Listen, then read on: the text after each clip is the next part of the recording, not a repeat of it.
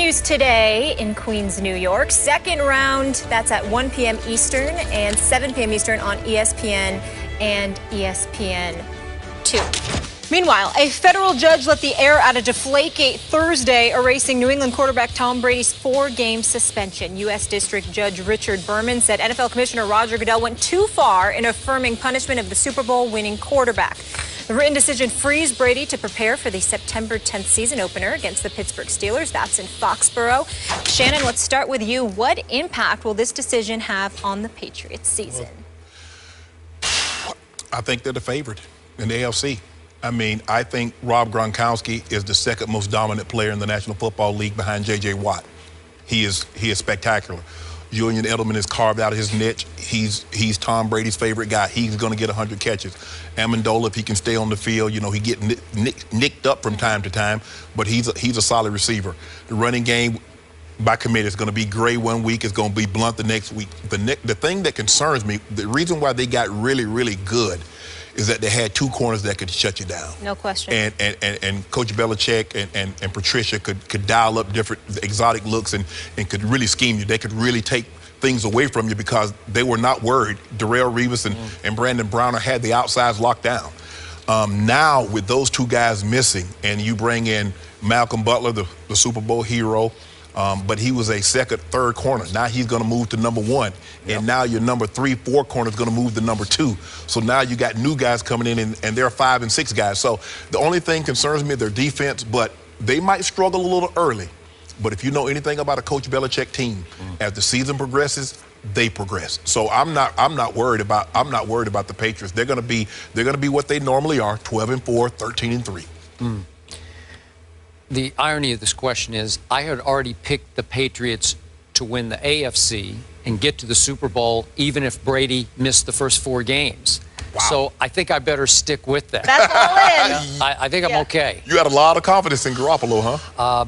I thought they'd go 1-3 and Brady would come back on a terror of a mission. The way he played in 2007, remember, after Spygate? Yes. Now, he did have that guy, that Randy Moss guy. That helped. That helped. But they tore the league apart. They stepped on people's throats. You remember that they would run it up on people like crazy? Don't be surprised if this repeats itself. Because I am looking for that, except I was looking for it in Game 5. Now I'm looking for it on opening night against those Pittsburgh Steelers. Brady has the widest disparity of split personality I think I've ever seen in an athlete, because off the field, which is what threw people a curve about his handling of this Deflategate publicly, where you kept saying, I don't think I'm a cheater. You know, that guy, that aw shucks guy, who works hard at giving little to nothing to the media. It's always, yeah, we did okay. We're going to try to do better next week. Then somebody else, when the switch gets flipped, Psycho Tom comes out on the field, and he's a madman. I've never seen a star quarterback play with more emotion during a game than Tom Brady does. Have you? Running to the end zone and headbutting Gronkowski? Yes. I mean, who would do that? He can get away with it because he's Tom Brady. People don't question it because he's been doing it so successfully for so long. It's not a form of rubbing it in or trash talking or taunting. It's just Brady being Brady. He's just excited about the touchdown pass he just threw. Well, that guy you're going to get times 10 because of what the commissioner attempted to do to him, which was to ruin his reputation, to taint his all-time legacy, right? Yes. So he's going to take it out on the field. And that's what he's kept telling his close friends, is that, hey, I don't want to speak about this publicly. I want to show people what I'm doing in court and then on the football field. I'm going to show my reaction. Right. So I think he will show it. Now, back to your points. All very good ones, by the way. My early fear is LaFell is hurt, and I'd tell you how hurt, but they never tell us how hurt, okay? so I don't know. You don't really know. Okay, Julian Edelman is hurt. He has some lower leg injury. I don't know what it is, but he hasn't been playing, and so I don't know what to trust and not to trust, which is why they went out and signed aging Reggie Wayne, who played a little bit the other night in the game and looked... No, don't do that, Skip. He looked bad. Skip, last year he was walking in the routes. He can't run anymore. I would agree with you. So I'm not counting on anything from him. And they signed that kid Brandon Gibson, and he got hurt and he went on IR, so he's gone. They cut Josh Boyce. So the receiving core is a little thin right now, except for the guy you talked about, I disagree with your J.J. Watt position, but that's for another day because we did that so hard yesterday. Yeah. But in this case, the second most dominant, you could argue, is the first most dominant, is Gronkowski. So if you got Gronk, you got a chance, right? Yes. Okay, but I'm not sure about the receiving core. Then across the football to the corner position. I always tell Molly, I watch preseason games for one reason and only one reason only, flashes. Right. I want to see flashes from Malcolm Butler, and I saw a whole bunch of them. He's a gifted kid. Yes. That play he made was not flukish. Maybe it was a 1,000,000,000 shot, yeah. the move that he made on that football, jumping that route on the goal line. It was the most shocking, obviously, Super Bowl play we've ever seen as far as ending a game. Skip, you know what that play did for his confidence? It showed him that he belonged. Oh, I remember my first touchdown, I caught it against an All-Pro and Kevin Ross. Wow. From that moment on, I believed that I belonged in the National Very Football League. interesting. So he made that play in the Super Bowl. To win the game. He believes he's in his mind. Yeah. I can be Darrelle Revis. I can be Joe Hayden. I can be a top flight corner. Look at no other corner has ever made a play like that in the Super Bowl. I made that play. Moving forward, I would not be surprised if I see him rise up the ranks. I think he will. I think he's going to give up some plays. I think he's going to make a lot of plays. Yes. So are they going to be Revis and Brown? No, they're not. No. Do they still have a pretty hellacious pass rush? Yes, they do. So I'm going to trust that. Mayo is back to kind of be the quarterback and the anchor, the middle of that defense. Safeties are pretty good. So they'll be good enough on defense. And I think when you have Brady and Gronkowski, you're going to be so explosive on offense. I probably should amend my record now. I could see 13-3. But my thing is that when does Brady not go 12-4, 13-3, 14-2? Because that's just what they do. Now, the East has gotten better, Skip. Has now, it? If Tyrod Taylor can give them anything, You're right. I'm with you. If he can give them anything, and with Sue in Miami, with Olivier Vernon and Cameron Wake and Cortland and Skip, they're going to be the deal with now. Now I don't know how Tannehill's got his money. Now he needs to show what Miami believes in him to pay him that contract. The Jets, I just don't trust Fitz.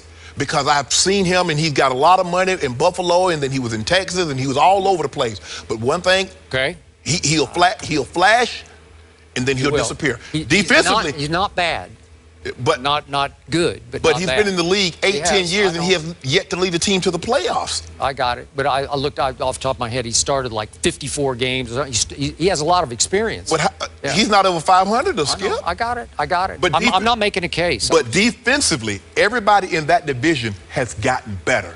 I don't know if anybody's gotten any better offensively. Okay, here's the point. Buffalo, and we were up there. Yeah.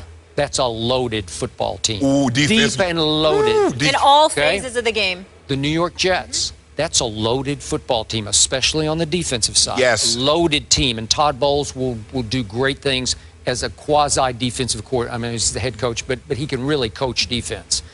Miami, I give you Sue, and I'm not saying that's a loaded team, but it's a better team than it was a year ago. The defense is legit. Okay? Now, one team in that division has Tom Brady, and nobody else does. Okay, so that's what it boils down to.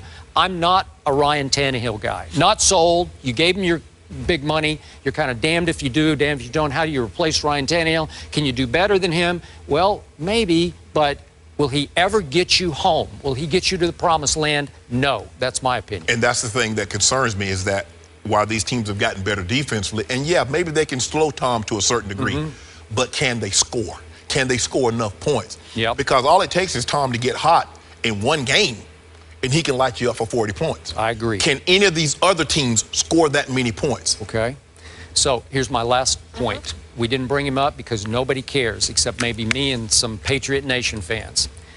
The other night in the preseason game, New England suffered a huge injury to a quote-unquote no-name player, but it was huge, to their fullback, James Devlin. He is gone for the year with a broken leg in a preseason game. It just tore me up watching it. Freakish, got turned around, snapped his whatever it was, tibia or whatever, broke his leg. He was a key blocker for the run game that obviously helped complement the greatness of Tom Brady. I think it's really going to hurt that run game because there's no obvious replacement for a guy like, you know how valuable those guys are. They're hard to find. I'm talking about that 250-pound bowling ball blocker who can also catch it out of the backfield. There you go. Okay? There you go. All right. It's a huge loss. And right now, if Tom Brady were sitting here, he'd say, I'm worried about that. We don't have that. So now the responsibility is heaped even more on the shoulder pads of number 12. They might have to throw the football a little more than they want because they don't have the blocking back. I never really worry about the Patriots as long as 12 is under center. When he leaves, I'm going to be extremely worried. But as long as he's there, if you're a Patriots fan or a Patriots player, you should sleep really well at night knowing 12's got our back. There were quarterback questions top to bottom in that AFC East division, but no longer with the New England Patriots because Tom Brady will be playing Week 1. That is Thursday when they host the Steelers. Speaking of that, after the break, our NFL analyst Mark Schlereth will join us to discuss this Deflategate business.